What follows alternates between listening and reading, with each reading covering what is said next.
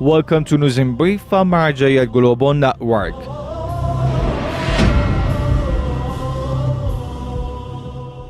Daily meetings of the Grand Ayatollah Shirazi. The Grand Shia Islamic jurist Ayatollah Sayyid Sadek Shirazi holds in-person meetings with large numbers of people, including religious scholars, university figures, and social and cultural activists, as well as public groups of people on a daily basis.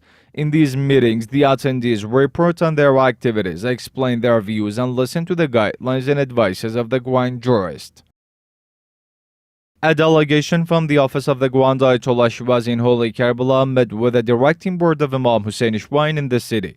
During this meeting, the current situation of Karbala Seminary, the significance of establishing new schools, and supporting the seminary students were highlighted. In addition, both sides warned against the growing atheistic beliefs and counted scientific and academic foundations, such as universities, as the means to blockade this threat. On the other hand, both sides appreciated the outright support of the Iraqi nation for their religious leadership, who called the masses of the people to fight the terrorists in Iraq. Representative of Grand Ayatollah Shirazi visits Islamic Centers, Toronto, Canada. Sheikh Jalal Ma'ash, the representative of the Grand Ayatollah Shirazi, continued his missionary task in Toronto, Canada. During his time in Toronto, Sheikh Jalal Ma'ash visited the Islamic and religious centers and met with the Shia community of the city. During these meetings, the Grand Jurist representative shed light on the situation of the Shia Muslims in the world, the significance of earning Imam Mahdi's satisfaction, the approaches that contribute to the advancement of the Muslim community, and a few ethical lessons. The Mosque of Imam Husayn, the Islamic Center of Lady Zahra, the Islamic Center of Rasul Azam, and the Islamic Center of City of Knowledge were among the places to host Sheikh Jalal Ma'ash. Also, the representative of the Grand Ayatollah Shirazi was hosted by some religious scholars and other representatives of the Grand Jurist in Toronto. Shia Rights Watch condemns pressure against religious activists in Saudi Arabia and Kuwait. Shia Rights Watch released separate statements to uncover the systematic crackdowns against the Shia Muslims in Saudi Arabia and Kuwait.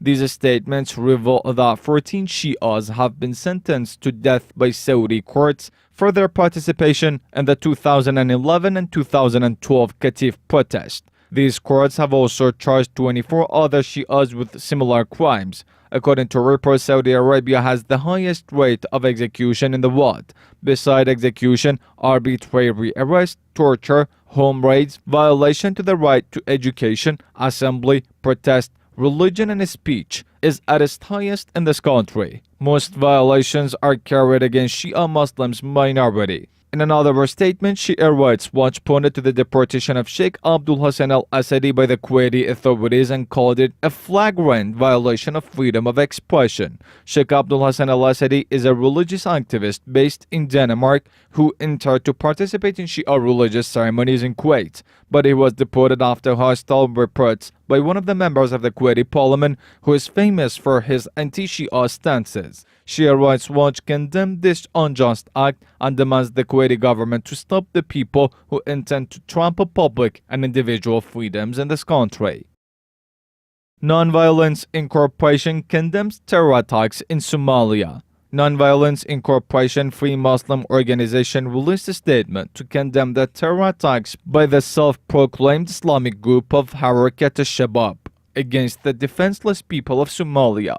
In parts of this statement, this human rights organization hints, we demand the international community to stand by the government and the people of Somalia who are on the edge after severe and long-time oppressions by Harakat Shabab terrorist group. According to medical and field reports, more than 70 members of the Somalian security forces were killed following a surprise attack by Harakat Shabab on a governmental military base in east of Somalia. Damages to the public properties are also reported. Rasul Azam Cultural Institution supports needy families. Rasul Azam Cultural Institution in Holy Karbala distributed its 8 packages among the orphaned and needy families a few days into the holy month of Ramadan. Mr. Talib Jabbar, the executive director of this institution, said the institution, in cooperation with Quran Kareem Institution, plans to give out assistance to the needy families during Holy Ramadan. He further added, these assistances include weekly aid packages, distribution of clothes and foods among the needy, and daily breakfast meals for the fast holders.